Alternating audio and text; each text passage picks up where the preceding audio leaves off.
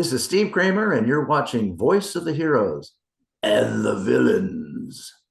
Hello, everybody. Welcome back to the channel. I'm your host, the one and only one, fleeboyjetson, and you're listening to the #1 anime podcast, Voice of the Heroes. So if you're tuning in for the first time, please don't forget to like, comment, and subscribe. Also, click that notification bell so you can be notified for upcoming videos and live events. And of course, you don't want to miss out on any of the discussions or interviews from your favorite heroes and villains from across the world. And today we got a very special guest. You can currently hear her in Bleach, 1,000-Year Blood War on Hulu or Disney Plus. She also voiced the Annie Awards for over 20 years. And she's in one of my personal favorite childhood shows, Biker Mice from Mars. Let's welcome Dina Sherman to the show. Hey there, Fleeboy. I'm sorry, I'm liking and subscribing right now. I want to make sure I'm there. Please, and also make sure y'all hit that like button. It does us wonders in the algorithm. But let's first talk about the amazing article that was released on Variety earlier this year, February 14th to be exact, on Valentine's Day. How dope was that? Being the voice of the Annie Awards for over 20 years, how phenomenal and honored are you about this? Oh my gosh. Actually, this will be my 20th year. Oh, so the upcoming is 20th. Yes, they actually did it on my 19th year, which was like, oh, okay. I was totally shocked. I had no idea. Terry found me actually through TikTok. She messaged me through TikTok, and I thought it was a joke. It's like, yeah, we want to, interview you for Variety. And I'm like, yeah, right. I'm like, okay, you need to talk to so-and-so and so-and-so at SIFA Hollywood. SIFA Hollywood is the organization that puts on the Annie Awards. And I was like, okay, whatever. I said, and she goes, oh, I'm best friends with so-and-so. And I'm like, really? So I call him up and he goes, oh yeah, I know Terry. She's legit. I'm like, oh my God. And then it was an amazing interview. We had a great time talking. I actually was able to bring her backstage for the show. Oh, that's awesome. Yeah, I'm like, you're coming, right? And she goes, yeah. And I said, okay, I'll make sure I can bring you backstage and show you everything. Of course, it was right before the show and it was insane. So I'm like, okay, quick tour. This is where I sit. This is where we go. Okay, bye, have fun. So how did you get into the Annie Awards for everybody who don't know? Well, funny you should ask. It comes down to your all-time favorite childhood cartoon. Let's go. Yeah, so it's like one of my favorites for so many reasons.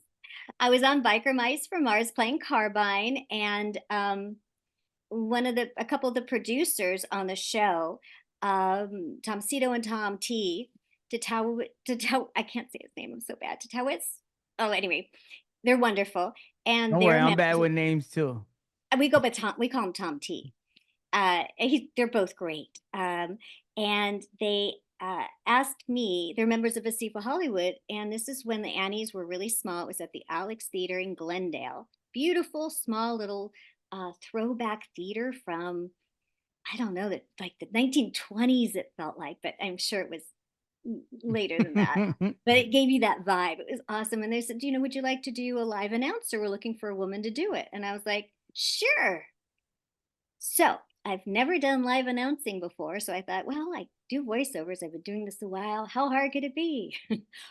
Well, it's a live breathing show. And it went great. And they asked me back the next year. And so, I like prep. They asked me to do it again. And it's kind of like every year it was kind of like I felt like I was auditioning for it. And about my third or fourth year, no joke, we were backstage. And when you watch the Oscars or the Emmys or any of those shows and they have the video playback? Yeah. Okay, so on the Annies, there's a group, of people that operate the video playback. It's called Video Central, is what they call it. And for the Alex Theater, it was center stage behind the curtain. So the curtain never opened to that part of the stage. And all the stuff was set up for all the computers to do playback, for doing teleprompter, all those things. I'm sitting in the wings with my chair, my music stand, my microphone. And all of a sudden I look up and the guys at Video Central are jumping around, like doing river dancing kind of thing, stomping. And then I saw the sparks and smoke. Video Central had caught fire. Oh my Lord.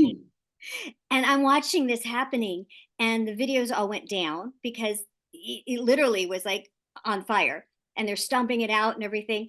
And in my headphones, I hear, Dina, say something. All I remember saying is, ladies and gentlemen, we are experiencing some technical difficulties. And then I don't remember what I said after that.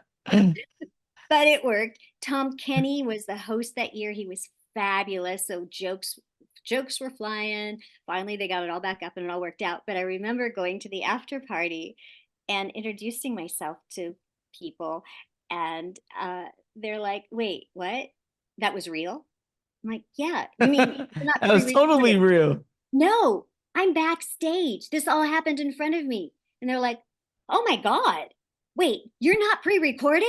No, I'm live. That's awesome. They really thought you was that's how good your voice sounds, that they thought you was a pre-recorded message or Crazy, something. right? Yeah. And then Tom Kenny wanted to play with me one year when we got to the UCLA. And he's like, hey, Dina, I want to do a little bit. Everyone likes to do a little bit. So this was my first time. And so he goes, he's on stage. So, oh, hey, Dina. I'm like, yes, Tom. Can you do that thing for me? You know, that thing that I really love? Could you do that for me? And I said, the white zone is for loading and unloading of passengers only. And you see Tom on camera because I could see the monitors going, you know, it was so funny. And then 2 years later, my claim to fame was William Shatner introduced me and invited me out on stage. And that's when people actually got to see who I was. Oh, that's awesome. Which was super, super surprising. I didn't expect that to happen. I was like, oh my God, you know. Are you excited for the next one? I am. 20th anniversary. That's going to be so dope. They probably do something big for you. When is it? Is it every February? It's February. Oh, let me look. I think it's like it's not the 5th. It changes. I know it's in February. So give me one sec. Yeah, it is the 8th. February 8th, next annual awards. I'm definitely going to be tuning in and I'm going to be listening out for you. Now, something else we got on the calendar, October 5th, the third part of Bleach, 1,000-Year Blood War is set to release. I'm super stoked for this. This is one of the big 3 animes that's out there. Big 3 as far as Naruto, One Piece, and Bleach. So I'm asking you, your character, right? How big or small of a role do you think you're going to have in part 3? Because I know I can't ask you too much about it because, you know, NDAs and things like that. But how can I ask you that? How much of a role you think you're going to have? I honestly don't know.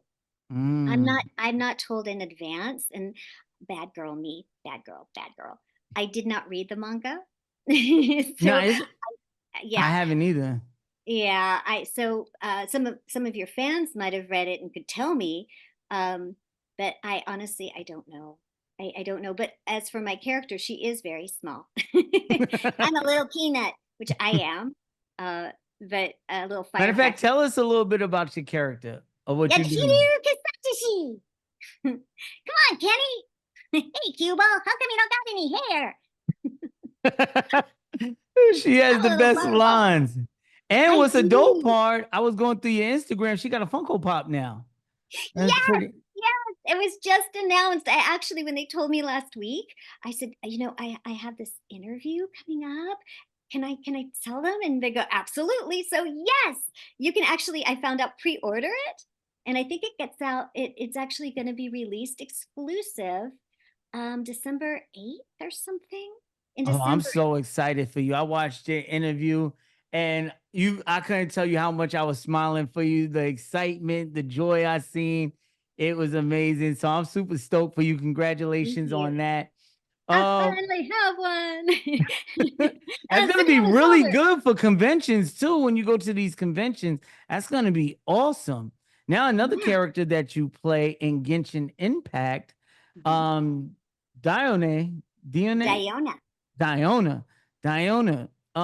There's rumors of an anime coming out. Now, it's been in the works for about 2 years. Everybody keeps saying, hey, this anime is coming, this anime is coming. Now, the studio recently, reached out and said, it's still in the works. It's coming out. I'm pretty sure they ain't do no casting for the, English dub side of things yet. Because, I don't even think they did casting for the regular subtitles one. But if it was to come out, how would you want to, apprise your role as Diona? Diona. Okay, so I'm Dina. The character is Diona. And Diona. my first day recording, this went back and forth. Is it Dina? Diona? Is it Diona like my name? Or is it Diana? And we went back and forth and we tried it a couple different ways and we landed on Diona, like Diana, but with an O at the end. Diona. Yeah. So, I mean, we were all kind of, because everybody's like, hey, whether they call me my name or the character's name, it was. Hey, I'm one of them. Y'all probably didn't see it, man. I wish I would have recorded it, but I was like that in the beginning of the video. So that's pretty dope. Would you like to Diona, bartender at the Cat's Tail. I love your voice. I love it. I know, Do you get Firefly. typecasted for that voice normally? No, I've done the two characters and they both have pink hair. I'm thinking of doing pink hair, but haven't landed on it. Maybe a wig, not sure. But yeah, they sound a little bit different, but they're both little firecrackers. And what I love about both is I'm the comedy relief. Yeah, I I love love that too. comedy. I love being the comedy. I mean, in the Soul Reapers and Bleach, everything is so serious and death and violence, and I'm like, look at them, they can't even hold up their swords, whatever I say, Actually, I should be careful. I shouldn't make up lines, but it's always comedy.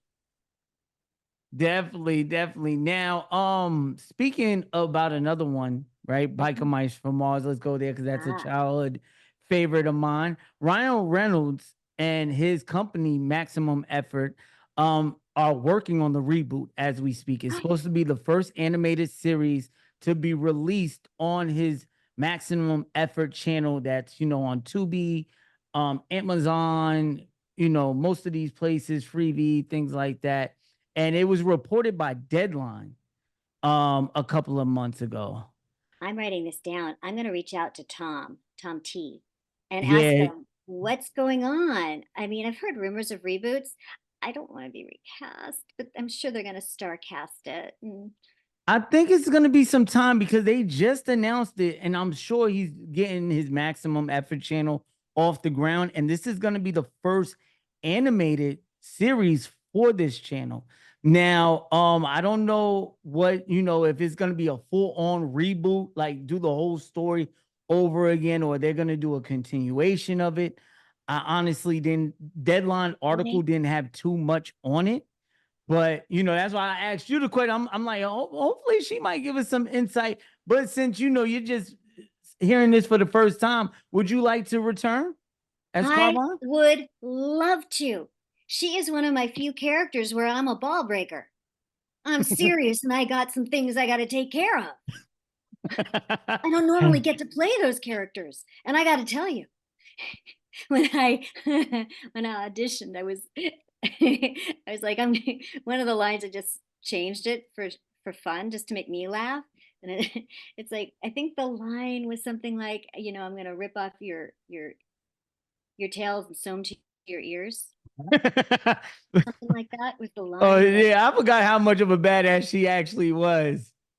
Yeah, and so I changed it to something like, if you don't behave, I'm going to rip off your ears and sew it to your ass. I don't know, I flipped it, and it made them laugh, which helped move me up in the. He said I got the role out of, there's like 1,000 people they listened to, so I was really honored, and I Was that your love. first animated role? Because I know you did some on camera stuff before, but was that your so it wasn't. What was your first animated role when you first discovered voice acting? My very first animated role was probably Little Engine That Could. Oh wow, what a classic. Yeah, it was a Yes. release straight to video. Um, but I've done a lot of animated stuff. I was in a bunch of Oh Yeah cartoons. I did a bunch of pilots. Most of them didn't go, but one of them, Rock City Road Crew, I sat next to Mark Hamill. I worked with him. Oh, that's awesome. He's a GOAT. He is a GOAT. That's what you go. It was What is before his Joker days, but I was like, he was still Luke. He was Luke Skywalker then. What matter of fact, what inspired you to become a voice actor? well, it's kind of twofold. As a kid, we didn't have caller ID. We had, hardwired phones. Back in the day before it was a cell, they had these things with a cord and you had to dial. I remember those. My grandma had one. Ours did too. And then we get the touch tone, but it still made the rotary sound.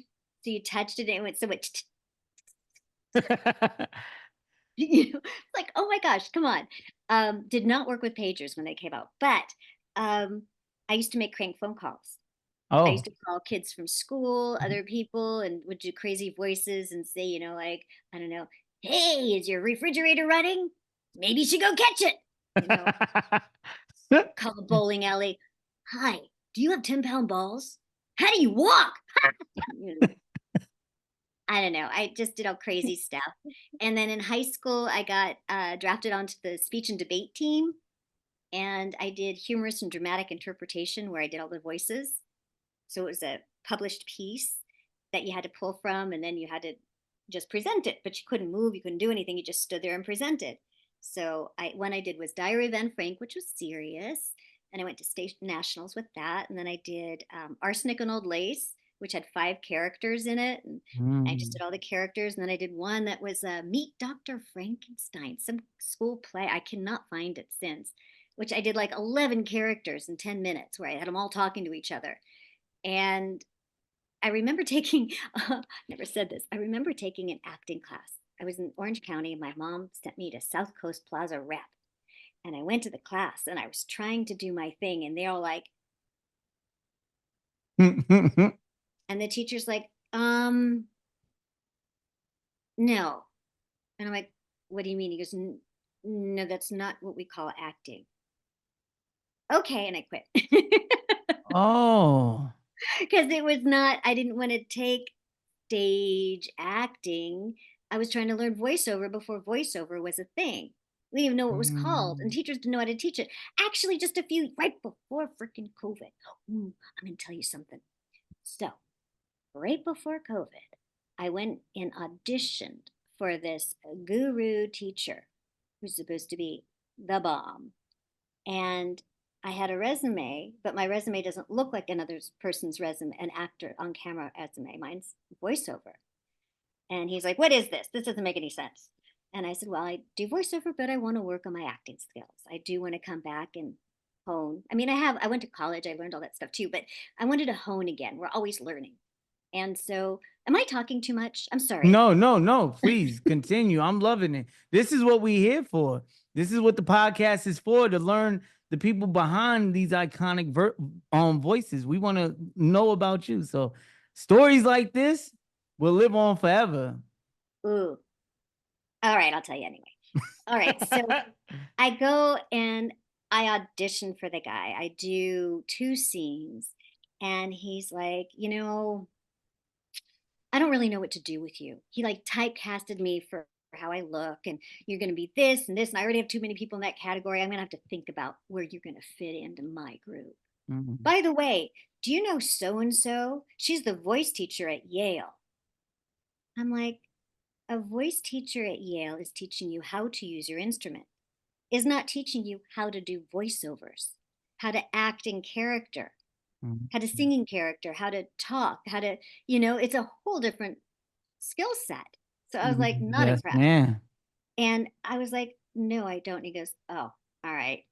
And I get a call from his assistant saying, yeah, you didn't make the class. Voiceover, he doesn't know what to do with me. Bam, 2020 hits. Guess what shut down and guess what kept working? Yeah, talk that talk. I'm like, dude, seriously, it is a real legit thing. Oh my gosh, we carried people through the pandemic. That's a fact.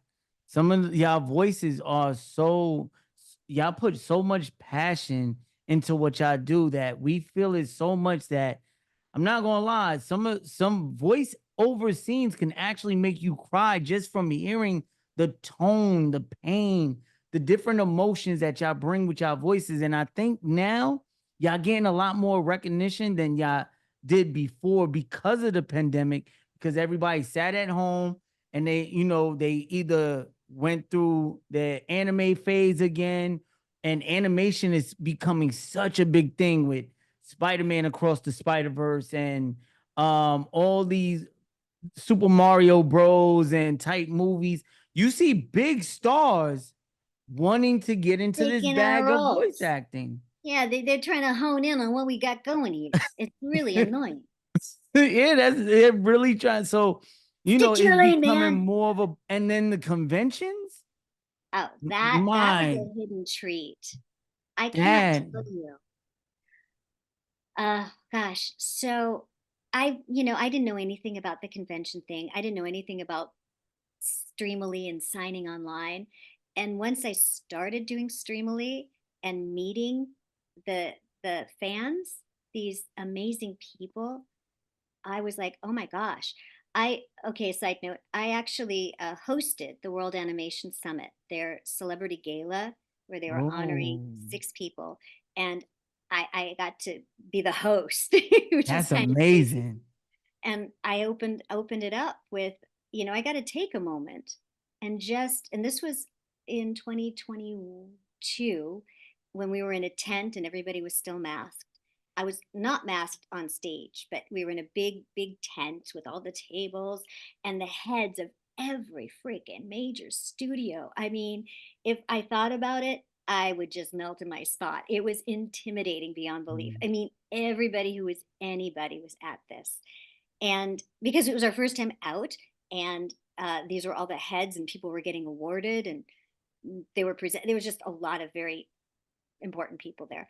And I said, I got to take a minute and stop and just tell you thank you, because I read a couple of fans' private messages to me about how we as an industry, as an animation industry, anime, video game animation, saved people during the pandemic, people who were isolated. I remember the Ukraine war broke out, and I had somebody in Poland who was like, it was like the shelling was insane. People who were stuck with their parents and wanted to come out of the closet and couldn't. Mm. I mean, it was amazing stories. And I just looked at everybody and I said, and you all are the people we have to thank. You are amazing. And then when I got to go to the conventions and meet people, I cry. I'm blown away every time. I walk away feeling so much better than before. When we recorded these things, I'm in a booth by myself. I have a director somewhere else, and I don't even get to see the other actors. I don't get to see anybody. We never got to see what our stuff, who it affected, who liked it, who didn't like it. We knew nothing. And then to show up somewhere and have people go, your character did this for me. Your show helped me through this. I'm like, it's really, really amazing. I feel so connected to so many people that I've maybe met or haven't. They're around the world and I haven't met, but I just feel you, you know? I That's just feel amazing. Thank you so much for that, because we definitely need to hear that sometime. Just like y'all need to be appreciated, us fans, we make sure that y'all feel appreciated, because without y'all, we wouldn't have these amazing shows that guided us through college, high school, that we had in the pandemic, different eras of our life, so many characters that we resonate with on a personal level. But going a little further, let's talk about some more shows that may be coming or ongoing. Are there any shows? Mind you, you're part of Bleach, so I'm pretty sure you're, involved with the Hulu slash Disney brand now. Disney ain't got nothing to do with it, it's just a Hulu I'm thing. not involved with any of that stuff. I'm just hired to come in and do my job. So I'm not Oh. involved with that. Oh So no, I I just was I was saying more or less like, how like some actors Like I know like a lot of actors be like, say for instance, they'll be under a Crunchyroll anime, right? And they'll get rehired for another Crunchyroll property. I was wondering if something like that is the same with the voice cast for Bleach, where you might have an opportunity to be a part of X-Men 97 or something like that, like or maybe a new Marvel property that comes out or a Disney property, something like that. You think you'll have more opportunity to get involved with them than I would hope. I would really hope. I mean, I would love to do a Spider-Man because I've done a Superman, I've done a Batman, Batman? I've done a Duckman. I need to do a Spider-Man or a I'd Wonder love Woman to see it. or Wonder Woman. Hey, he was in two of the most classic animated shows of all time, Batman and Critter- Superman. Ain't that crazy? totally crazy. That's iconic. That's history right there. That'll never go nowhere. People still compare the Batman animated series to series that we get nowadays. Like the Cape Crusader was slammed online because it was compared to the original, which I think is kind of unfair to But would you like to be so? What property would you like to be a part of if you could? Any? Oh, there are so many. Spider-Man, you said one. Is there any anime ones? I would love to be a part of One Piece because that one's Oh, huge. I'd love to be a part of Dragon Ball Z is big. Um, but there's some new ones coming out I would love to be a part of. oh, they Uh, got so many coming out. There's if like you have six. it coming out, think of me. Um, I would love to be a part of the Lego franchise. I want to be like one of the Oh, Lego that's a movies. good one. I actually love the first Lego movie, and they got some little nice spin-off joints that be going on Netflix. So Yeah, yeah, that's pretty dope. I would love to be a part of those. Oh my gosh, the one it wasn't. Uh, And One Piece is doing a remake, so okay, you okay. should get on board with that. They're starting the whole thing over on Netflix That as a makes Netflix original. See that up, Tom T. Better get in that bag. Yeah, but no, seriously, they're working on a remake for One Piece. They're gonna redo the whole thing. That's how I'm gonna get into it because it's already 1,000 episodes in. I don't have the time. I'm sorry, chat. I know y'all keep telling me, Flea, watch One Piece, but my God, it's just so much content nowadays to consume. Matter of fact, let me ask you that question before we get up out of here. How do you prefer to watch your content? The weekly, like every Saturday type thing, or the Netflix style where they drop all the content at once and you can just binge, the show you like all at once. Again, I'm from the generation where we only had Saturday morning cartoons. So you're going with But the weekly? I mean, I don't have a lot of time to sit down and watch TV. I'm kind of busy. I'll tell you what I'm working on too. But and when my husband doesn't necessarily want us after a long day of work sit back and watch cartoons.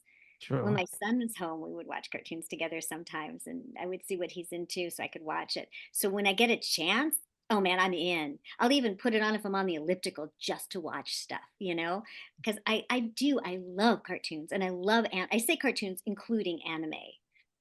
And you ain't Uh, the only one. I couldn't tell the difference back in the day. I thought Pokemon and Dragon Ball. I thought that was all cartoons. I didn't know what an actual anime title was until the pandemic hit.